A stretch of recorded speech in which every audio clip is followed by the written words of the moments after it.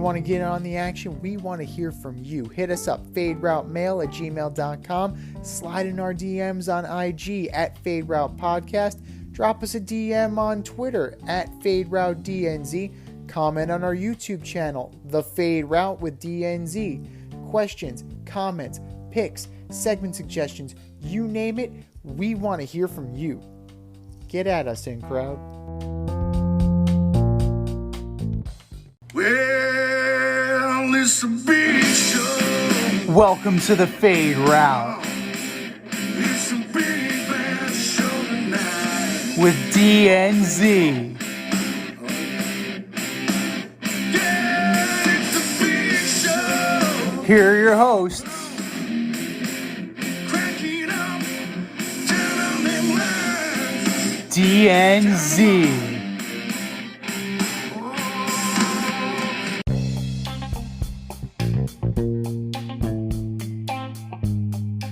Welcome to this week's episode of The Fade Route with DNZ. I am D, and we've got a great show for you tonight.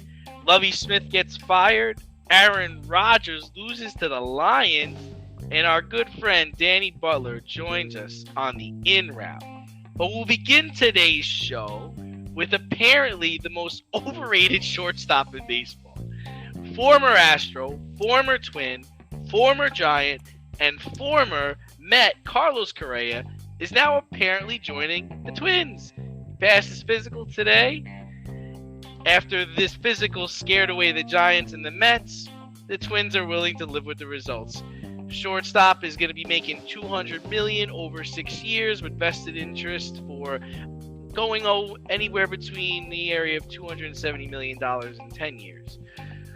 Z, which team is better now that this whole ordeal seems to be over? Well, let's start off by saying that the fans before you even start that, has anybody peeped the new logo? The new logo is legit. Loving the new Fade Route logo. Can't wait to get me some Fade Route gear. Looks good, Z. Looks good. It looks slick. Go to the Fade store with DNZ and peep our new merchandise that is coming very soon. But as far as who won this thing, right? Who won this thing? If you look across all three rosters, even with Carlos Correa, the Mets still have the better roster. The Mets are loaded at every position. He was a luxury item. Eduardo Escobar to the bench. Simply moving Jeff McNeil to left field to accommodate. He was an impulse buy. You know when you're at the grocery store and you're online and you're waiting to, put your groceries up and there's the candy and the chips. That's what Carlos Correa was. He was the candy and chips. He's not the steak.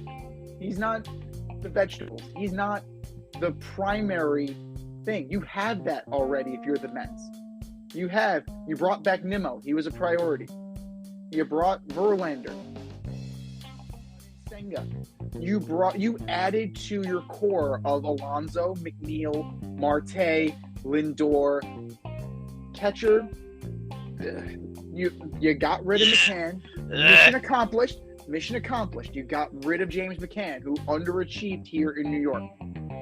You brought in Narvaez. Narvaez was an all-star in 2019. Let's see what he is. The Giants are the Giants. The Giants have wasted away this offseason. They are no better than they were. And I don't think they will be anything this year. If they make it to third place, they will be lucky. For that first place finish was an outlier, and it's proving that they're just not talented enough. And then you look at the Twins. The Twins were 10 games under 500 with Carlos Correa. With him. Without him, they would be 20 games under. But ultimately, he doesn't move the needle that much on this roster. Look at who they're going to be running out there. Christian Vasquez, okay, he's a legitimate major leaguer. I'll call him that. Like Luis Arias, I don't know, maybe Kyle Farmer. Batting champ, right? Yeah, we'll see. Eh. You got to do it more than once. Bob Hamlin was the rookie of the year. Don't they have a couple of Mets over there too? They got J.D. Davis, Wilmer Flores, a couple of Mets over there. In Minnesota, not in San Francisco. Oh, those guys are in San Francisco. That's right. You're right. No, the immortal Joey Gallo is in Minnesota. That guy. Byron Buxton, is he healthy? When is he healthy? Is he ever going to be healthy? You have Max Kepler, whom the Yankees are apparently going hard for. But it makes no sense because he's not that much better than Aaron Hicks. He's just younger. So, Royce Lewis, they got him. Like, we'll see. We will see. But it's not awe-inspiring. It is not awe-inspiring whatsoever. They have a young group of pitchers and Kenta Maeda. They brought in Tyler Mahle. We'll see what Tyler Mahle will do for them. The immortal Sonny Gray. Like, that's all I got to say about that. Sonny Gray. I rest my case. The Mets are still far and away better than they even were before they jumped into this Carlos Correa thing. And he looks so bad. He looks so bad. He looks so bad for this. It's ridiculous that it's seemingly unwilling to work with the two organizations. There's a reason why San Francisco postponed their presser. Like, they had the press conference lined up and ready to go. They're like, I don't know. The Mets swooped in and seemingly got him. He was as long of a Met player as Carlos Beltran was the Met manager. So, he never suited up for the Mets. So, it is what it is. You didn't lose anything. Nothing ventured, nothing gained. And you never paid him. So, this is kind of a karmic effect. We'll see what happens down the road. But 6 years, $200 million, good for the Twins, but ultimately, I see it as a net zero for them.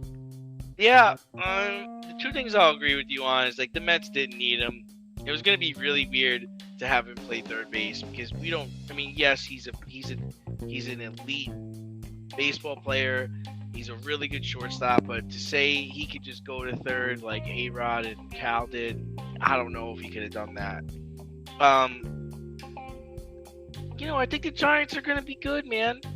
I think they're going to be all right. I think they dodged a bullet.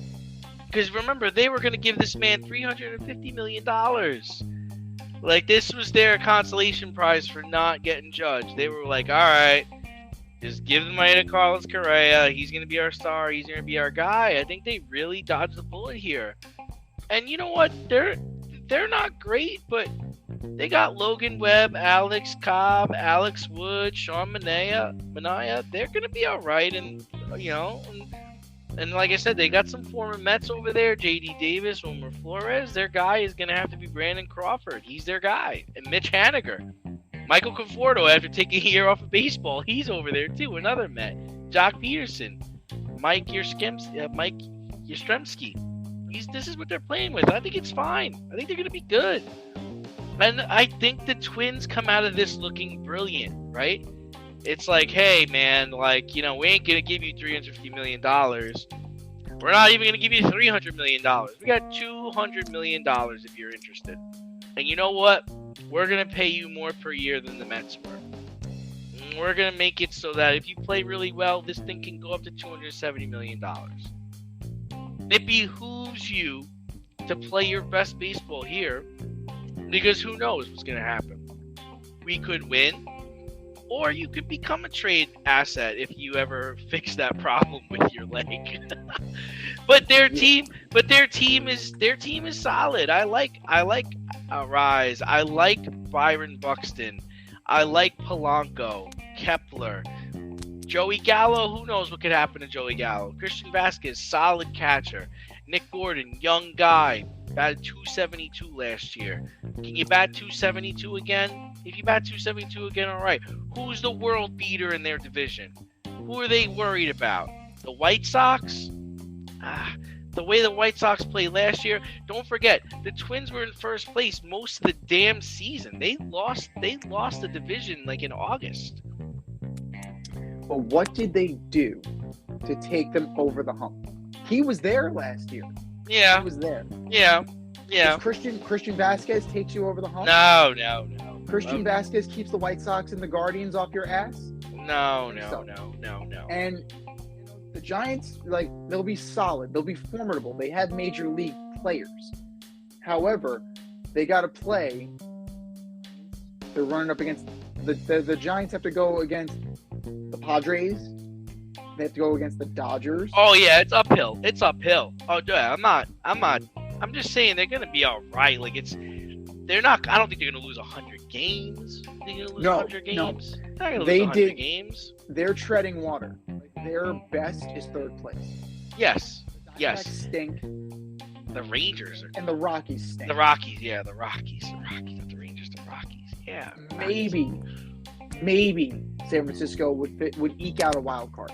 Maybe they could. Everything's got to break right for them. St. Louis is still there.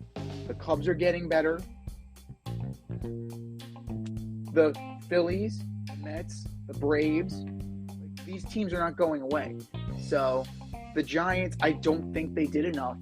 I really don't think they did. No, but we know they put all their eggs in the Aaron Judge basket, and it just didn't. It didn't turn for them.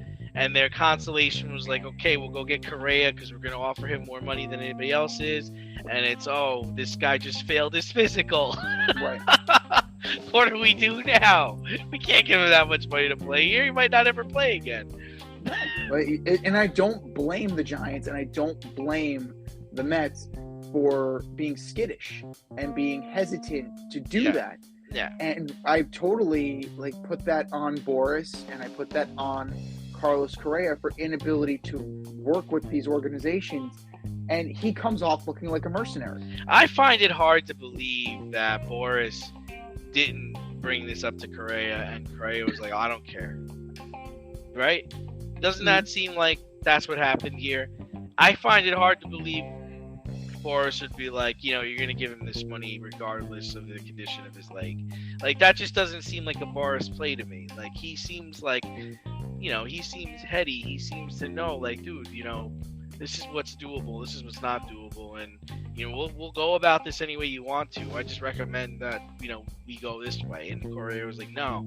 I mean, this is clearly why, probably the Astros were not willing to keep him. And this is why he probably hit the market last year and nobody was interested. Think about it, nobody was interested in him last year. No. That's why he ended up in Minnesota. And I believe the market was soft for him this year. And it's true. He only got $200 million. So, whatever. It's over. I'm glad it's over. Avoid messy accidents. Get better stopping power with your brake pads. Callahan brake pads. You never know when you'll be driving in the road and there will be a truck tire that you need to avoid and save your family. Callahan Auto. We really care about what's under your hood. You know what else I'm glad is over? I am glad college football is over this year. God, moving over to the national championship game. The Bulldogs rocked the Horned Frogs 65-7. And man, it could have been worse. I turned this game off at halftime when it was 38-7. Now, Z, they want to expand the playoff. They want to go to 12 teams. Do you see this helping or hurting the college football product? Oh, absolutely hurting. Yeah. Absolutely hurting. It's, they got lucky this year in that you didn't have a lot of bubbling up teams. You know, you had TCU, but the teams that were just on the periphery of the playoff were Alabama, USC. You could make a case for Oregon. These are teams that are legitimate. They are legitimate powers in college football. Like they've been there. They've done that. LSU, another team that is always knocking on the door in the periphery. Usually one team will be the outlier team, whether it's, you know, UCF or Cincinnati or Coastal Carolina or TCU. The majority of the power, right? The power lies in the SEC and the Big Ten schools. If you're able, you know, if they expand to 12 teams for this playoff, how many of these teams will be SEC or Big Ten schools? At least 10. Maybe even all 12 will be represented there. Now, it was an absolute slaughter. It was. And this is with transfer portal guys going to TCU, right? They were able to bring guys in and rejigger their team, and like they were able to cobble together talented players. But this is the level that Georgia is on. I forget who it was, but somebody said it was a Sunday team beating the shit out of the Saturday. That's a good one. I like that. But here's the thing: is like, see, I don't want, like, let's just look at the top 10 this year, okay? The way it finished. I don't want to see USC play. I don't want to see USC in a college playoff. I don't want to see Washington in a college playoff. I don't want to see Penn State in the college playoff. I don't want to see Tennessee without their quarterback in the college playoff. I don't want to see it. Like, I don't need to see that. You know? And at the end of the day, you're still going to get the number 1 or the number 2 team competing for a championship. So why water it down? Like, really? Like, did I need to see Georgia play Tennessee? Good Lord. That would have been just disastrous, right? College football is broken. It's broken. The problem is like you had that huge layoff. Then you had a team like Michigan play a team like TCU. That is the worst possible scenario for a team like Michigan to go in. If they play TCU the week after they beat Ohio State, they thump them. No doubt in my mind, they thump them. Just like Georgia thumped them. But no, you had to go through the holidays, you had to go through Christmas, and now you're being forced to play a game on, I think, New Year's Eve. And you lose by a touch. You lose by 1 score. Even worse. And Michigan also got hosed on the play. Right? This is how I would fix college football. I need the NCAA to take over scheduling. Okay? Let the schools plan their first 3 cupcake games that are out of conference to help them warm up before conference play. That's fine. Okay? You're playing your conference teams that keep the traditions, love it. But you know what? You're leaving 1 or 2 weeks on your schedule open in November for the NCAA to schedule a game. And that game is going to be an out-of-conference game against a team that is on your level. So you're going to get an Alabama playing a team like Wisconsin. You're going to get a Georgia playing a team like, I don't know, Clemson. You're going to have to face a team on your level in November after you've played a great deal of games. Schools in the top 10 should have to go through this, because then the committee or whoever, the NCAA, can look and say, okay, this is how we're going to match this up. This is how because we don't want a situation where we get all SEC teams, we get all Big Ten teams. This is your way to really analyze and figure out who is really good, who should be there. Because you know what, Z? Alabama probably would have been able to compete if they were in the 4. They probably would have. You know? Even Considering Ohio. the fact that they lost by only single digits. Both of them Not only lost that, by but single look digits. at Ohio State. They competed with Georgia. They competed with them. They were in it. They were in it until the end. So we know that there's there's high talent there. Now a team like TCU, they would get weeded out in this process. This is where you would find out if TCU's any good. TCU is going to go into Tuscaloosa after Thanksgiving. Okay? You win that game, guess what, buddy? You're in the college payoff.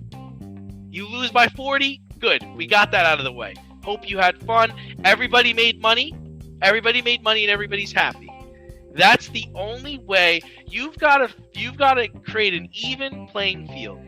You know, a lot of these schools, they said they have their cupcake games, right? Their 3 cupcake games. Then they schedule an out-of-conference bullshit game against like Western Kentucky or somebody that doesn't deserve to be on the field, and they thrash them. That's a waste of time. It's a waste of everybody's time. I want to see competition. I don't want to see 12 teams play in a college playoff. I don't even want to see 8 teams play in a college playoff. Leave it at 4, but let the NCAA doesn't do anything anymore. Now this is your job, NCAA. You're going to be in charge of picking a nice schedule game, either 1 or 2 weeks in November, where we can really find out who in this top 10 is a really top 10 team. It's a fine idea, but I don't know if the NCAA would ever do that. Just because the power lies with the conferences now.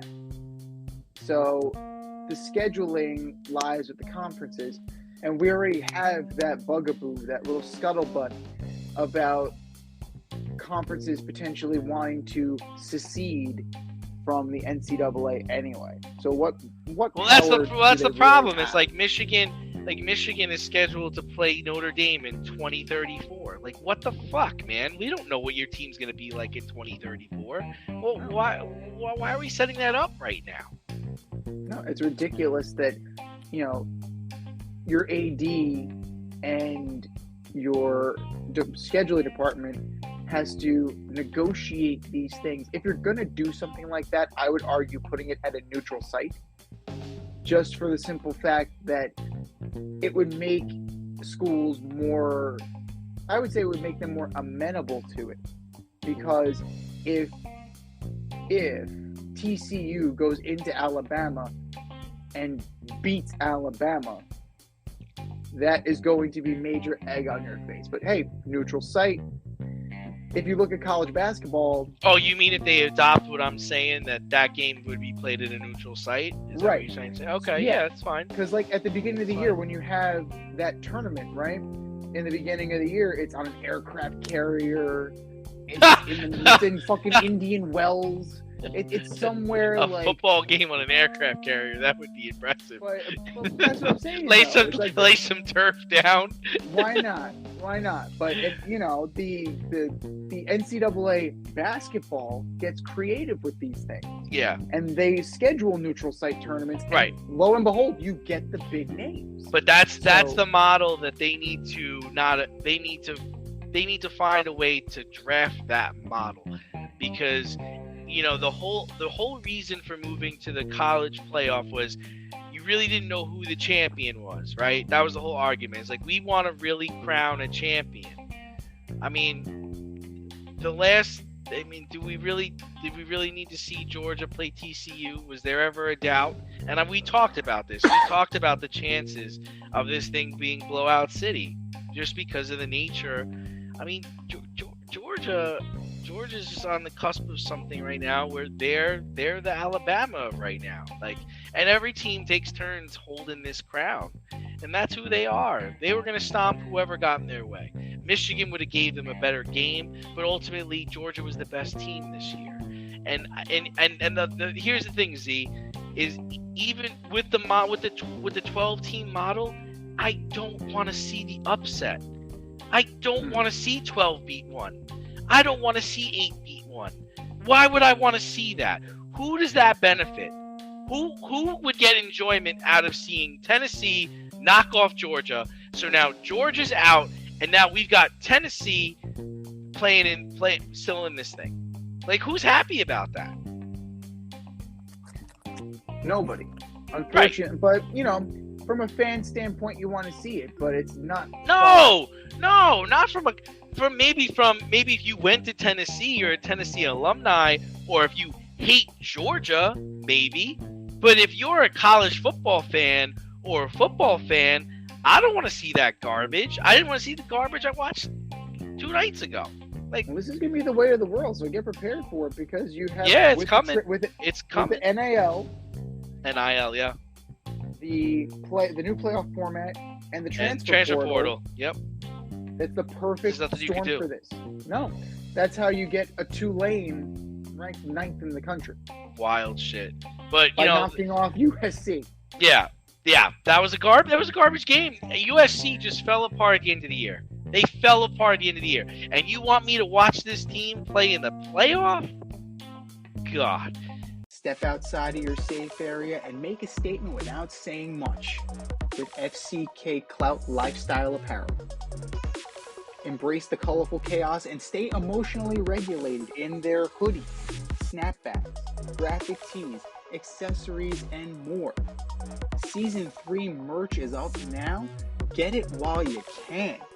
Go to fckclout.com and get all of your needs from men and women. That's fckclout.com. Well, the national championship game was garbage. Another game that was garbage, or at least they played like garbage, was the Green Bay Packers. Moving on to professional football, Aaron Rodgers lost to the Lions on Sunday, eliminating the Packers from a playoff berth. Many wonder if Rodgers has played his last game in a Packer uniform. Rex Ryan, your boy, said on Get Up yesterday morning he would consider that Rodgers should consider going to the New York Jets. Z, what should Aaron Rodgers do? And do you care? Do you care what Aaron Rodgers does? At this point, no. Yeah. Like I was with my girl watching the game, and we actively were rooting against Aaron Rodgers. That's he's fun. a dick. Like what do you want me to say? He's a dick.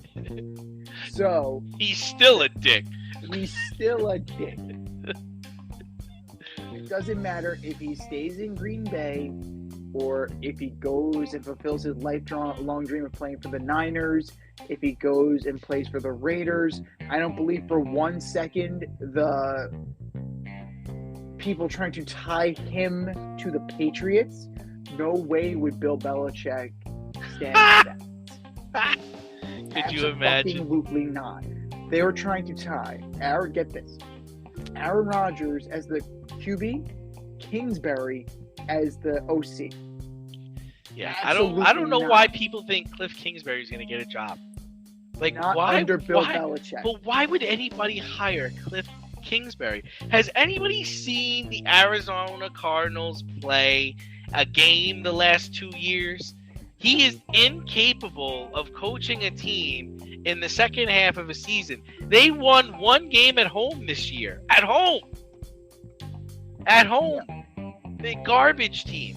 He's a garbage coach. He you know who's gonna hire him? I think you know who's gonna hire him. You know who's gonna hire him. Right? Yes, that's right. That's right. That is, and he's a former Jet. He was a backup on the Jets. So yeah, that's where he's going. Write it down right now. Not a doubt in my mind. That's where that guy's going. Listen. I mean, if they pass on Brian Schottenheimer, a reunion with him, they can always go back to Shotty. But as far as Aaron Rodgers goes, he can call his shot for a year. He saw what Tom Brady did, right? And he understands that the window is closed. It's closed, right? The window is closed. It's done. It's fucking closed. The window is closed. It's a hopper window and it's closed. It's not even Absolutely. it's not double hung. It's a hopper, okay? Yeah. They're not in a good position right now. Minnesota is vastly better than them because of the fact that they have a well-rounded offensive game. They have the running back. They have multiple wide receivers. The Lions came in. They're a dome team. Jared Goff is your starting quarterback. Their best receivers, Amon-Ra St. Brown, went to USC. So they took this dome offense into Lambeau and beat Rodgers. Not only did they beat Rodgers, they turned over Rodgers to end it.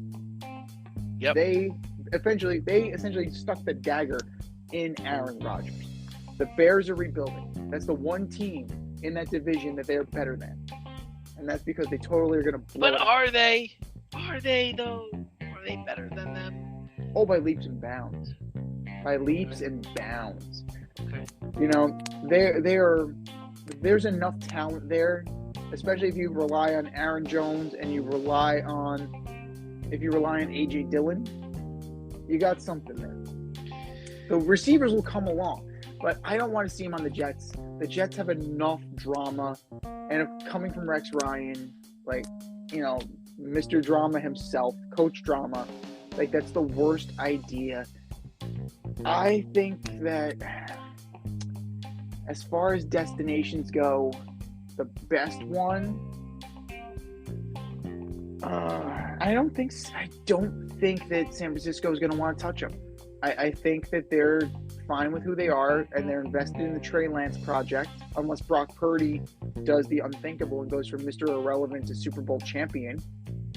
So, you know, that might take them off the list. I don't see the Raiders. It's possible a reunion with Devontae Adams. Miami would probably be a great fit for him. With those weapons, if they can shore up that offensive line, he can steamroll that coach. Like, he can roll over that coach. I'm sorry. If Stephen Ross will choose Aaron Rodgers over Mike McDaniel. So, I think with talent-wise and desperation win time wise, their biological clock is ticking like this, as Marissa Tomei said in My Cousin Vinny. If I'm Aaron Rodgers, I'm trying to maneuver my way to Miami, because I think they would be willing to have Tua back him up, or kind of, let Tua, move on to other avenues and another team, and try and prove that he has the body and is healthy enough to be an every down starting quarterback in the NFL. Yeah, I mean, I want to see him leave Green Bay, and I don't want to see him play for Matt LaFleur. And I'd love to. And Matt LaFleur would get fired after 5 games without Aaron Rodgers. So that's. I want to see him compete for. I do. I want to see him compete for a cup. I want to see him compete for a chip. Like Brady did at the end of his career. I think he would flourish with the 49ers, although, I think he's still kind of pissed at them for drafting Alex Smith instead of drafting him. But then there's this kind of aura about Aaron Rodgers where he maybe feels like, oh, it comes full circle if I go back there and I win there. I mean, they're ready to win now. Their defense and everything about that. They got Christian McCaffrey. I mean, come on. If they had Aaron Rodgers, they'd be great. But I also have a feeling Brady is probably going to go to San Francisco. That'd be my guess. So like you said, the next one would be Miami, because not about so much him steamrolling the coach, but they've got the weapons, right? Tyreek Hill, Jalen Waddle. They've got a plethora of running backs, and it's warm weather. That the division is what it is. I could see him going there and being successful. And the last place, scoff at it, but I think Tennessee, just because they have the run game, it's a bullshit division. He can win there. They just would have to go get him a receiver, and that would be what they would need. But let's also look at the other side. The team the Packers played, the Lions. How about Goff? Looks like the Lions got their quarterback for the future, huh? I mean, arguably his best year as a pro, The Lions have offensive weapons up the ass. I mean, come on. He's got three wide receivers, really, when you consider Josh Reynolds. He's got two backs. They have a decent line. They have a really good defensive end, but in Hutchinson. But if they could just build their defense a little bit, the Lions are gonna be all right. Yeah, the Lions are on the come. They've been on the come for a while. They do need more explosion. They do need a better defense, but that comes in time. This team, the way it's constructed, is shown that it's trending in the right direction. You talk about culture building and it's become cliche, but it really is a shift in culture. You take a 1-7 team and now they're 9-8 and they knock out their blood rivals. That's a culture shift. These are not doormats. These are not the doormats. These are not the pussycats that they used to be. Like these guys are buying into what Dan Campbell is saying. And I think that sooner rather than later, they're going to be in that division hunt. So this year they got a taste of it. Next year, with the proper additions, wouldn't surprise me at all if they were serious contenders for a wild card spot and then eventually the division. But, the Vikings, they're paper tigers, man. They have a negative point differential. They can turn around and win the division as soon as next year. Credit to the Lions. They took it, and after the game, Aaron Rodgers was introspective. I don't know. When Jameson Williams asked for the jersey and Aaron Rodgers said, I'm going to hang on to this one, there was a wistfulness to it. There was an uncertainty to it. I'm not so sure that it was just, this is my last game in Green Bay, I'm going to savor it. There was a finality to that moment. Would it surprise you if he hung it up? I mean, he is 39 years old. If he can't do what he is able to do, if he's capable to do, could you see Aaron Rodgers hanging him up? Never mind going to another team. Nah, I don't think so. Just because I think he saw what Tom did and he wants to give that a shot. I do think he's interested in seeing what it's like to play somewhere other than Green Bay. Well, Houston they need a quarterback, so they want to go to Houston. Are you in need of air care maintenance or service? I have the company for you. Air Care Technicians. They service the Westchester and Northern Bronx area and can help you with all your heating and cooling, maintenance, and service needs. Just give them a call at 914-315-1547. Again, that's 914-315-1547. Or shoot them an email at aircaretechnicians@gmail.com. These guys are the real deal as they are veteran-owned, licensed, and insured. Make sure to tell them that D&Z sent you.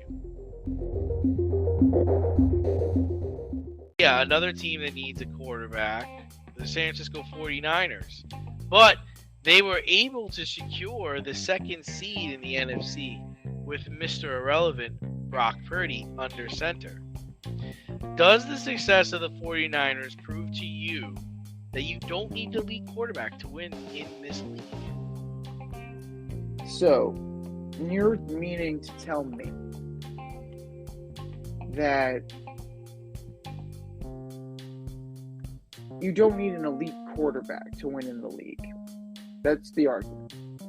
Well, when I have Deebo Samuel, Brandon Ayuk, George Kittle, the number one defense in the league, a healthy Christian McCaffrey, a really good offensive line, yeah. When my team is stacked as the San Francisco 49ers, no. You just need to not screw it up. That is your job. Your job is to be a caretaker. Jimmy Garoppolo is very good at being a caretaker. He's very good at being a game manager. Mark Sanchez was very good at being a game manager. Trent Dilfer was a game manager. Brad Johnson was a game manager. Those guys have Super Bowl rings. Not Mark Sanchez, but the other two do. Not that guy. Sorry, Mark. We love you. No, you don't. I don't. But Dilfer has a ring. Johnson has a ring. Doug Williams had flashes, but mainly had to hand the ball off to John Riggins. If you have the rest of the team built around you, you don't have to be great. You just have to be good enough. And I think you're kind of selling this kid short. 13 touchdowns, 4 picks. He's got, 1,300 yards, almost 1,400 yards. He's been solid. If Jimmy G is healthy, does he start? Not at this stage of the game. I wouldn't. I would have him coming out of the bullpen for his experience. Just for the simple fact that Purdy's in rhythm, Purdy's healthy, and he's established himself on this team currently. The guys like playing for him. They play for him, and they show out. So I'd ride it until the wheels fall off. It's kind of a tough question. I'll tell you what it proves to me what the 49ers are able to do. It proves to me that, from a personnel standpoint, John Lynch and Kyle Shanahan don't know what the fuck they're doing. I mean, that's what I think. These guys traded up in the draft to take Trey Lance, who has not played more than 2 games at quarterback. But they're the number 2 seed in the NFC with Mr. Irrelevant. And for the last 2 years, they went into the NFC Championship game with Jimmy G. I think Shanahan has coached his butt off this season. I really do. And I think DeMeco Ryans has done a superb job as a defensive coordinator. But, I mean, it's hard to not look at this situation and imagine if the 49ers didn't waste their pick to trade up to get Lance and they got like a Micah Parsons or got a better, got somebody else to fortify that offensive line. Like, yeah, you traded for Christian McCaffrey. That's great, and you're the number 2 team in the NFC. But are we gonna just gloss over the fact that you completely botched over this whole quarterback thing? Like, it just proves to me, like you're saying, that their team is stacked, right? And because their team is stacked, they're able to win with Mr. Irrelevant. To me, it proves to me that great coaching can withstand anything. However, I don't think what Brock Purdy's doing is sustainable. At some point over the next, month, he's gonna have to win a game.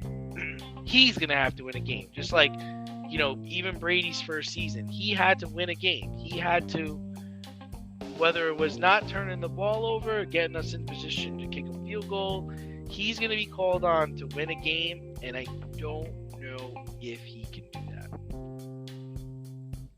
that. He's shown that he is capable to do it in the regular season. Now, the playoffs are a different animal. Conditions matter too. Is this at home? Or am I going on the road to Philly? Going on the road to Philly, that might be a different animal. But home field advantage matters. That definitely plays in his favor. Now, having that defense and having the weapons around him, having a clutch veteran kicker like Robbie Gould, I think that sets him up for success. Kyle Shanahan's system is a very QB-friendly system, provided that you don't turn the ball over, which Purdy has not done. 4 interceptions. That's it. Now, you're going to be facing allegedly better competition. Allegedly. I mean, if you're looking at who's going to come out of this weekend, right? You're going to face you have the Vikings or the Giants. Yeah. Hang on. The Vikings or the Giants, the Cowboys or the Buccaneers. So the first time you'll be facing legitimate competition is potentially in the NFC title game, potentially against the Eagles. So I think the Niners are primed and ready to go. And I think they're my NFC team currently. I would pick them if you put a gun to my head. I would put my money on them right now. Yeah, over the Eagles, even over the Eagles, I would put my money on the Niners. They're a fully rounded team. But to go back to what you were saying before, the Niners traded up to get Trey Lance. Now, the other players that were on the board who were taken close in proximity, Kyle Pitts and Jamar Chase, that's intriguing. Jalen Waddle, also intriguing. Penei Sewell, he's all right. Surtain, J.C. Horn would have been fine additions to the secondary. You mentioned Micah Parsons, Rashawn Slater, a good left tackle, good offensive lineman. Your boy ABT, Vera Tucker. I know how much you love him. Jeez. So, these are all players that could have impacted the team and not brought in Trey Lance. But this is what they're geared up for. This is what they signed up for. And they're going to stick by that decision come hell or high water. They're going to own it.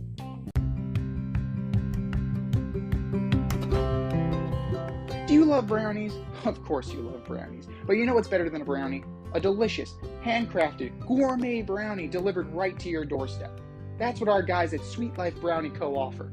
Chef Tommy D and the crew offer a dozen delicious delights that you will crave, from the classic OB to Dutch apple to campfire s'mores and many more. Check out their website, sweetlifebrownieco.com, for their Friday brownie drops. At noon, their site goes live and you see what they're making. Since you're there, become a site member and earn points. You earn 50 points just by signing up. Make sure you follow them on Instagram and Facebook too, at sweetlifebrownie_co, for the latest updates and their latest releases and creations. That's sweetlifebrownieco.com. Give them a call, 845-641-3043, and tell them D&Z sent you. That's sweetlifebrownieco.com, 845-641-3043. Sweet Life Brownie Co., because there's always room for a brownie. And speaking of owning it, the Texans are owning headlines right now. Black Monday has come and gone, and the Houston Texans fired head coach Lovie Smith after the game on Sunday. He went for 2, converted the 2, lost the number 1 pick, so he got the number 2 pick, and he got shown the door. This would be the 4th coach in 4 years for the Houston Texans. Seems like a lame duck season, letting Lovie go. And this team was destined to fail. It was destined to be a rebuild. And ultimately, they're back to square one in Houston. So what are your thoughts on this firing, and does this undermine the Rooney Rule? Yeah, they were talking a lot about that on the radio the last couple of days. I think the firing, it was kind of wrong to hire him, because what were your expectations for this season with this roster? Like, if you weren't going to stick with him for the long term, what was the point of bringing him in? You didn't expect to win a Super Bowl, did you? Did you expect to make the playoffs? Do you see who's playing quarterback here? Like, there's no talent on this team. I think it's a stretch to say it undermined the Rooney Rule because, they only had a 1-year guy last year. Like, they're still trying to figure things out. I'm not gonna come after them hard for what happened, but this is just a mess of a situation. But the number 2 pick is not bad. Like, you're still gonna get a top 5 player, and you might still get the quarterback that's gonna lead you to where you want to be. Like, if you don't, I don't see the Bears taking the kid from Alabama, but even if they traded Fields and took the kid from Alabama, there's still other quarterbacks out there. You still could, things could still turn out pretty good for you. Yeah, I mean, we'll see what they do. They're not close, so they're not going to, they're not in the market for a splashy player. You already have guys like Brandon Cook saying they don't want to be part of a rebuild, so trade me. Great teammate, Brandon. At his age, I get it, right? Yeah, but you don't sign that contract. You don't sign that extension. You have eyes. You can see what they're doing. They traded DeAndre Hopkins, who's on the block again. They stripped it down, man. They stripped it down in front of you, and you're like, ooh, money. Nice. No, you take that extension, you're signing off on what's going on. You're signing off on what is happening in Houston. And if you don't want to be a part of it, then you don't sign the fucking contract. Like just like us. If we don't want to be part of my school, if you don't want to be part of your company, or the fade route, the contract. If you don't want to be part of the fade route anymore, or the in crowd. If you don't want to be part of something, don't sign the deal. Don't do it. Just don't. Nobody forced you to sign that contract. Damn, it's wild. I'm looking up because they had David Culley as their coach last year. Uh-huh. Where's that guy now? This guy is unemployed. What the hell? Come on, It's man. a bad look for Houston. You have Can't even get a job. No. 3 consecutive head coaches of color. Romeo Cornell was an interim. Still counts. He coached. They're on his coaching record. Culley got a year. Lovie Smith got a year. From that regard, I can understand why the Rooney Rule would be called into question. I can understand why you'd be doing that. But they're interviewing candidates now. With the way that Lovie Smith got the job, he was an internal promotion. So they didn't interview other candidates of color, to the best of my knowledge. Now, we can look this up again, but at first blush, it seems to satisfy the Rooney Rule from the get-go because they ended up hiring Lovie Smith. So it implies that there was an interview there. But further investigation, further questioning needs to be done as to what the hell the Texans are doing. Period. And since Bill O'Brien was in power, stripped it down. Watt is gone. Watson is gone. Hopkins is gone. Very high-profile players. Very high-profile players. And there was a negative culture, and that negative culture is continuing.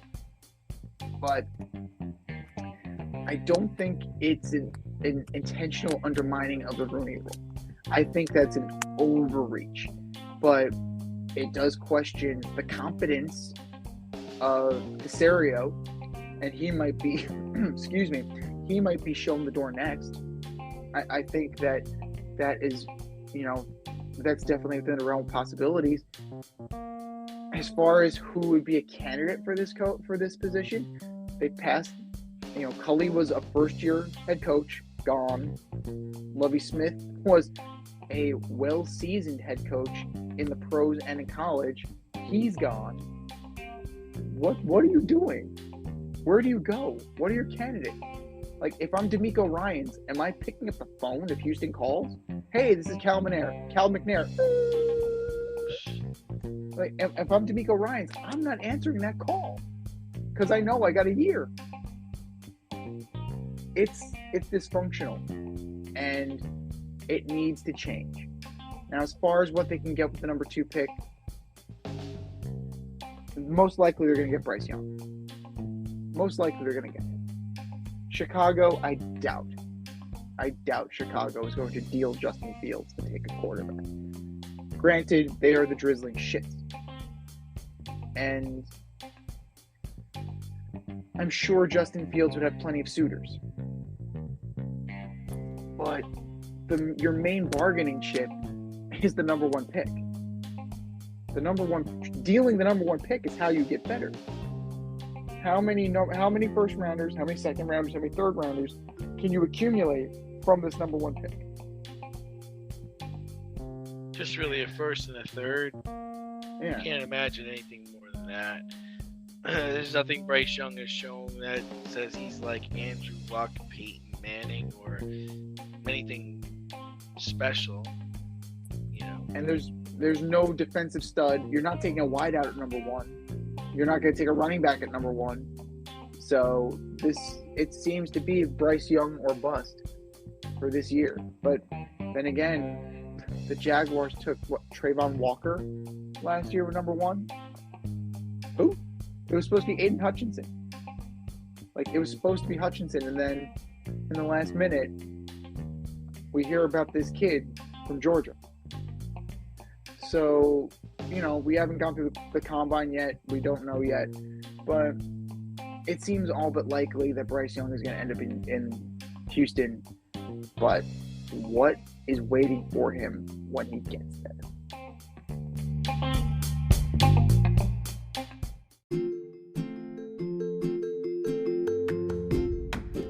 You can't help but smile when you see a balloon. The simplest occasion is a party. Westchester Pop Stars, located in New Rochelle, New York, offers balloon styling and decor for all life's events. Birthdays, anniversaries, weddings, showers, school and corporate events, store openings, or just because.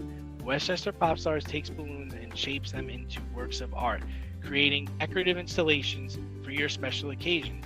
No event is too big or too small, and their custom personalization service is top-notch.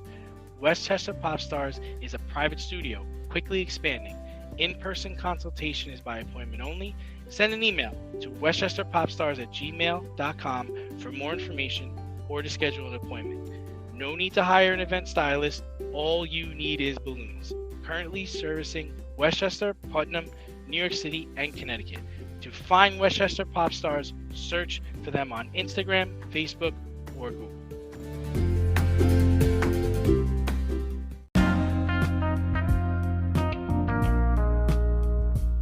It's the In Route, where friends of the show get a special segment with us. Want to be part of the action? Want to be the newest member of the In Crowd? You know what to do. Hit us up, faderoutemail@gmail.com, or slide in those DMs on Fade Route Podcast on IG, or hit that Twitter, FadeRouteDNZ.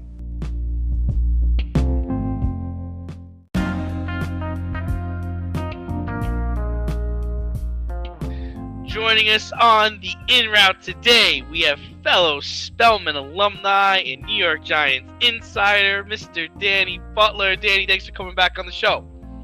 Thanks, boys. Thanks for having me again. I appreciate it as always. And that's Spelman That's Spelman Falcons, by the way. We're not pilots. We were Falcons. That's right. That's right. We fly through the sky a different way. Absolutely. Danny, if we told you at the start of the season the Giants would be playing a winnable playoff game in January, we all would have laughed about it. But here we are. This weekend, they play the Minnesota Vikings in Minnesota. They almost beat the Vikings earlier in the season. What do the Giants need to do against the Vikings to advance to the next round? Well, first of all, I wouldn't have committed if you would have told me. I think what I did, the first one I did with you guys was probably a year ago. And I remember using the word numb to describe the end of that Giant season. And I'm numb again now, but for a good reason, obviously. But yeah, like you said, we very easily could have beat the Vikings Christmas Eve. Probably should have won the game. The Vikings are a very weird team. They're talented, but they're top-heavy, and they're a little fraudulent, if you ask me. I think they're the only team to win double-digit 10 or more games to have a negative point differential. Yeah. So we definitely have a shot because Kirk Cousins in a big spot. I'll take that every day of the week because, he's going to call. I think he's good for at least 2 interceptions. I think the fact that the defense is healthy is huge. If you get Adoree Jackson back, he can help with Justin Jefferson. McKinney came back and played against the Colts. And that front four, which they rarely played together all year. But you can get Thibodeau, Ojulari on the outside, Leonard Williams, Dexter Lawrence in the middle.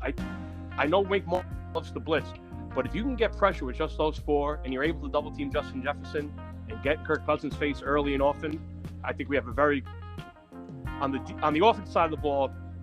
I think it was a smart move that they able to rest everybody. It's one of those things you don't like to do because you kind of throwing away the game, but they played very hard and tough and well against the Eagles. So they're well rested. You got Saquon with fresh legs. I would expect to see a lot of Saquon. Maybe some new wrinkles from Dayball and Casca that you haven't seen maybe yet this year. I think they'll cook something up. So I'm excited to see it. And like you said, it's a very winnable game. Yeah, and you can't underestimate what Landon Collins has done for that Absolutely. defense. And listen, Danny Dimes coming off his best passing year as far as yards are concerned since he's been in the league. So hopefully those things can keep rolling. But assuming the Giants take your advice and advance this weekend, is there a team that would prevent the Giants from making the Super Bowl? I mean, the 49ers have Brock Purdy. The Giants would be playing the Eagles for a third time if they win and Seattle loses. Tampa has not looked good all year. Dak looked awful in the last game of the season. And Seattle, to me, is beatable. So how possible is it for the Giants to make the Super Bowl? I mean, anything's possible. We've played close and tough games all year. I've heard some people talk about, like, this could be an 07 type of run. We're not as good as that 07 team. That 07 team, that was a team that was starting to be a great team, and they hit their stride. Because if you remember, the next year, we started off 10-1 in 08 before Plaxico shot himself. We had the best offensive line in football, best defensive line in football. So it's a different kind of team. Saying that, though, if we beat the Vikings, anything's possible. Because, like you said, the 49ers are probably the toughest matchup, but it's Brock Purdy. So Right. you can't tell me that going into a playoff game, you're going to be scared of a team quarterback like Brock Purdy. The Eagles are a very talented team, but I think Hurts being injured, he didn't look great last summer. I think they're beatable. I said the Cowboys, they've kind of underachieved all year. The Seahawks are scary. So if you win Sunday, we're kind of playing with house money anyway, being at this point. But if we win Sunday, anything is possible. You just got to win. You just got to win this weekend. You just got to get by this weekend, and it opens the door for anything. But after the success of this season, the Giants would be pressed to bring back Barkley and Jones. Reports say Barkley's looking for a 5 or 6 year deal, and Daniel Jones is actually looking for something in the area of $40 million. So he's looking for around $10 to $15 million per year. Is there a scenario where both guys or only one guy comes back next season? I don't see that. I both guys will come back. If I had to guess, I would say Jones will get a deal worth, like you said, that $12 to $15 million ballpark. I'll tell you, if Jones plays well in the playoffs, he's going to make himself a lot more money. Barkley, it's tough to sign a running back with injury history to a long-term deal. If I had to guess, I think they would sign Jones to that 4 or 5 year deal, and maybe franchise Saquon for 1 year and try to work out something down the road. That's going to be a high price tag. I mean, if you franchise, the quarterback franchise tag is in the area of $32 to $30 million, which means you're going to have to give Jones more money for him to stay. Barkley, I mean, that number is just that's right. It's a lot to franchise the running back than it is the quarterback. So that's why, if I had to guess, because I have confidence in Jones Shane and the guys he has around him. They did a good job getting under the cap when they had no wiggle room this year. I'm assuming he'll come up with something, but I don't see a scenario where they're not back. But I think both of them will be back. Gotcha. Well, since we're talking quarterbacks, we're talking in the market, we're going to flip over to the AFC. So, do a little playoff preview here. There are a few names that are going to be dominating that conference for the next 10 years. You got Joe Cool, Joe Burrow, you got Josh Allen, Mahomes. Herbert is on the periphery, but he's got the talent. Yep. Which of these guys, if we can't keep Jones, who would you want that bunch? Or is there somebody else that we did not mention? Well, all those guys are. I love Danny Dimes. All those guys are the better players. I think it's pie in the sky thinking. I don't think you could get any of them. But Mahomes is on a different level. Looking, he's done without Tyreek Hill. I mean, the guys. I know Andy Reid's an offensive guru and this and that, but he's on a different level. I heard Boomer Esiason compare these guys the other day, and I agree with him. He kind of said, Burrow reminds me of Joe Montana. Like you said, Joe, very calm, very poised. Josh Allen would be the Josh Elway. Josh Allen would be the John Elway. He can run. He's got a rocket for an arm. Herbert would be like the Marino, where he just, he's got a quick release. He's a very good quarterback. But, like I said, Mahomes is on a different level, so I'm taking Mahomes. And just to give you some numbers, Mahomes, without Tyreek Hill this year, 41 touchdown passes, 5,000 yards, and he's the oldest quarterback in the AFC in the playoffs. How about that? That's scary. That's crazy, man. Yeah. He's 27 years old. That's unbelievable. They're stacked for a while. They really are. Stacked for a while. But they really are. One guy we didn't mention, Zach Wilson. He's not on that list. The MILF Hunter. He's definitely on the golf course. He's cruising right now. So his struggles documented was putrid this year. So Steve Young has mentioned on the Michael Kay show that if Zach Wilson was drafted by San Francisco, he might be in a better situation. So ultimately, do you think Zach Wilson's issues are systemic, or just is he not talented enough to be an NFL caliber quarterback? Talent's the issue because he's got the arm talent. He'll play a terrible game and make a few throws where you're like, oh wow, this guy's something. By the way, if we're going comparisons, I would compare Zach Wilson to Jeff George. He'd be my comparison. The guy that's got the arm. He has a $1 million arm, 10-cent head, and a little bit of a prima donna. The system's also part of it because I say that LaFleur's going to get fired. Salah's a defensive coach, so maybe they don't have the right system for him. But he's got weapons. Like you look at what Daniel Jones has done with freaking Richie James and Kenny showed up worth every penny with that touchdown catch on Sunday. But if you put those weapons on the Giants, the Giants might win the division. You know what I mean? So the problem with Wilson is he doesn't have great pocket presence. I think he's immature, and even though he's got a great arm, he doesn't have a lot of touch. It's like he zips passes he needs touch on, and he lobs passes he puts zip on. So a different scenario might help him. I think his time with the Jets is done. I think that the horse is out of I mean, we'll definitely see where things go. LaFleur did get fired about a couple hours ago, as per Ian Rappaport, so we're going to see what direction they go in. We've had Mike Westhoff on, and he said that they should be catering to him in terms of the RPOs, the design rollouts. They don't play to his strengths. So no, they really don't. You're right about that. So we'll see what comes of that and who they bring in to push him. Because that's going to, I think whoever is going to be the offensive coordinator is going to dictate that move. Yeah. And you have Jimmy G available, you have Derek Carr. You're going to have high-priced, marquee name quarterbacks out there. And who would best push Zach Wilson of the bunch? Yeah, it's a good point. And Mike White looks like he's a capable quarterback, but it's hard to pay. He's a free agent. It's hard to pay him after only a few games, and he's injury prone. Like you said, Jimmy G would make sense. David Carr, maybe even an Aaron Rodgers 2.0. Jameis Winston. Yeah, Jameis Winston for a year, I guess would be okay. I mean,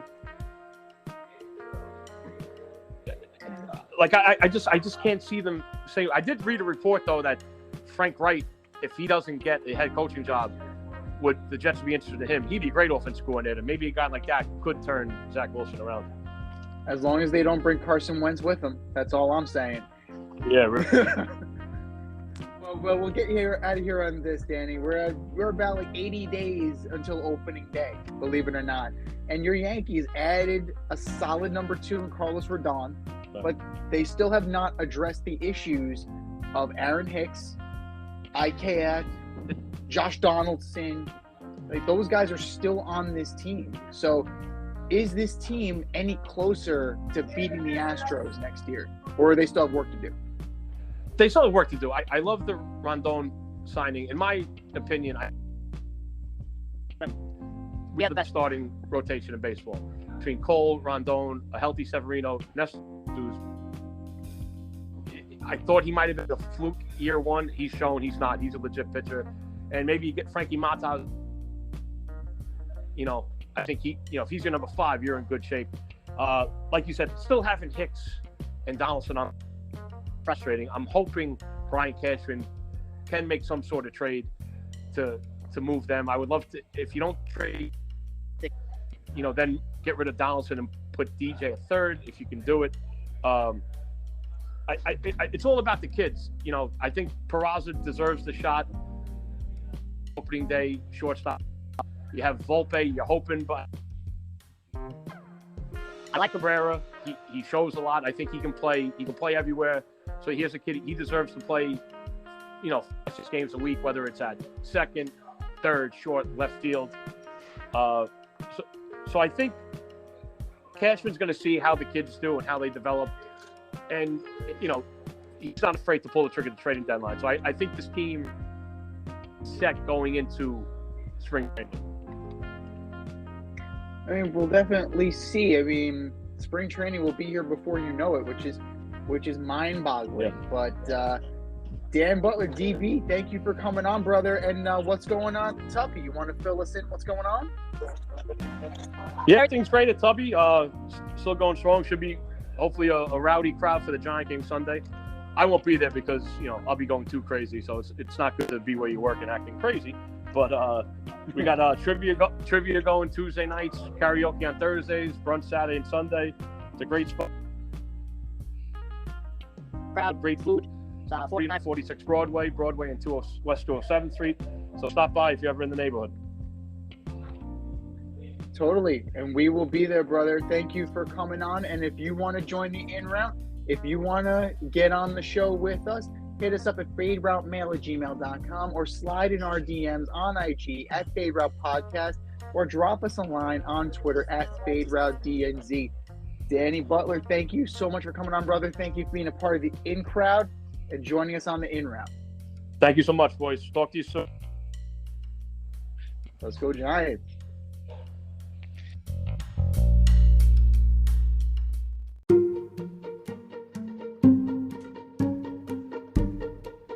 The Fade Store presents the Alleged Superstar of the Week Award.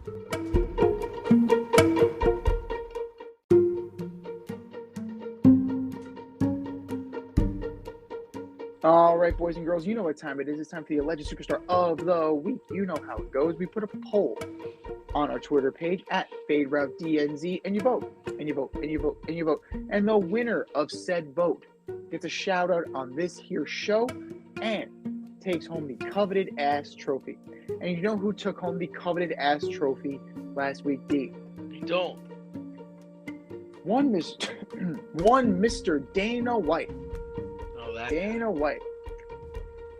Dana White. What more can you say? Domestic violence. Battery of your spouse. Yeah, that's a big one. That's a big one. No funny pun. No joke. It's just not cool at all. But that was last week. This is this week. Who are your nominees for Alleged Superstar of the Week, D? All right, first up, I've got head coach of the Los Angeles Rams, Sean McVay. You're unsure of your future because you don't want to coach through a rebuild? Well, this is so unfair. What happened to fuck them picks? What did you think was going to happen? Did you think Stafford, Donald, and Kupp were just going to dominate forever? Dude, you signed your contract. Play through it. You are my Alleged Superstar of the Week. And number 2, Matt LaFleur's brother, Mike LaFleur. The Jets offense finished the season in the bottom of the league in just about every category on offense. The Jets did not score a touchdown for their last 3 games, dating back to December 5th. Mike LaFleur, enjoy the unemployment line. You are my alleged superstar of the week. And the next one is Aaron Rodgers, losing your last game of the season to the Lions after virtually winning the whole game, and you needed to win this game to go to the playoffs. Aaron Rodgers, you are my alleged superstar of the week. Z, what do you got? Great choices. All great choices. I'm going to start with TCU. Laying an egg on the biggest stage of the year. 65-7. Hacksaw Max Duggan. 2 picks, 14-22, 152 yards. Could not get it done. It was a Sunday team beating down a Saturday team. And it was all she wrote. By the end of the first quarter, really. Yeah, it's 17-7. It wasn't even that close. TCU, you are my alleged superstar of the week. Houston Texans, firing Lovie Smith a year after firing David Culley, both after 1 season. Your dysfunctional mess is getting so bad now. How are you going to get somebody to come coach your team?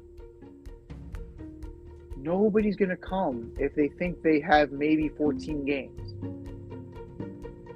And, credit to Lovie Smith for saying, I know I'm going to get fired for this. Fuck you, I'm going for 2. Fuck you, I'm trying to win this game. And even with winning that game, his record with the Texans was 1 game worse than with David Culley. So, that should be a shirt. Fuck you, go for 2.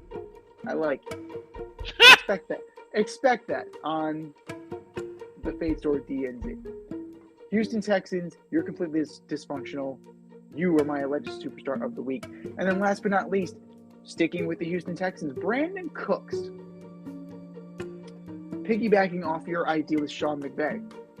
Times are tough. I just got all this money, signed this contract, and they're blowing up the team around me.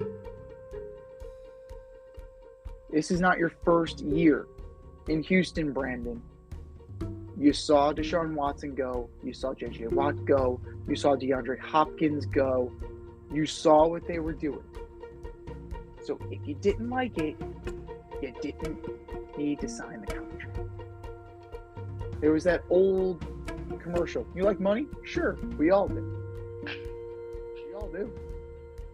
But some of us need to recognize what's going on in front of our faces. You can't have it both ways either. In the past, Brandon Cook said he was sick and tired of being traded because he went from the Patriots to the Rams, from the Rams to the Texans. I'm sorry, teams want you. I'm sorry teams want you. That's how I see it. But hey, whatever. It's your prerogative. It's your prerogative to be a bad teammate. Brandon Cooks, you are my alleged superstar of the week. We've said our piece. The poll goes up as soon as the show ends. Go to our Twitter page at FadeRouteDNZ and vote, and vote, and vote, and vote. And for our nominees.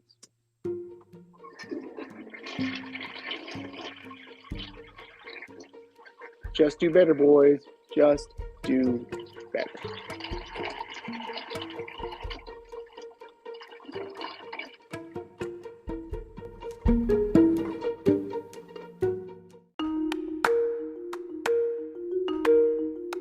Let's run the option and give you our picks for the week.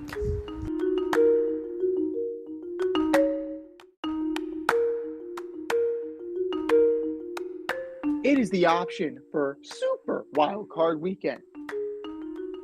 We have a regular season champ, ladies and gentlemen. And you're looking at by 1 point. By 1 point over the lovely Rita Sanchez. Foxy, congratulations. You took home 3rd place. D came in 4th. Zach came in 5th. Spirited effort. It was very, very close. But the fun's continuing in the playoffs. Saturday afternoon, 4:30, the 9-8 Seahawks go into Santa Clara to take on the 13-4 San Francisco 49ers. Yeah, it's hard to go against the 49ers in the first game. So I'll take the 49ers. Niners are stacked. Seahawks, happy to be there. Probably shouldn't be there, but that's okay. Niners will handily take this one. Your Saturday night's main event. The 10-7 Chargers go into Jacksonville to take on the 9-8 Jacksonville Jaguars. Jaguars, Chargers coach gets fired on Monday. We're in agreement. Staley's gonna Staley. Staley is gonna Staley. Jaguars win by a field goal. Sunday. 1 p.m. The 9-8 Dolphins with Skylar Thompson under center go into Orchard Park to take on the 13-3 Buffalo Bills. I am going to pick the Dolphins with the upset. Woo! Hard What? to beat a team 3 times, man. Hard to beat a team 3 times. I don't care. Even with a 3rd-string quarterback? I don't care who's there. It's just hard to beat a team 3 times. Well, watch this. The Bills are going to bury early. We will see Case Keenum in this game. It'll be such a bloodletting. That they will have no choice but to call off the Dogs. 4:30. 4:30. The 9-7-1 New York Football Giants go into Minnesota to take on the 13-4 Minnesota Vikings. Giants. We're in agreement. They played them close last time. This is a good matchup, a favorable matchup. This time, Gano kicks the game-winning field goal. Your main event on Sunday night. Your Sunday night special. The 10-7 Ravens, all beat up. Cincinnati. They're not the the 12-4. 12-4 Cincinnati Bengals. They're not the Ravens. They're just the Blackbirds. They're the Crows. Oh, jeez. It's a murder of crows. Oh yeah, we'll go with the Bengals in this one. Yeah. A group of crows is called a murder. And speaking of murder, the Bengals are going to destroy the Ravens.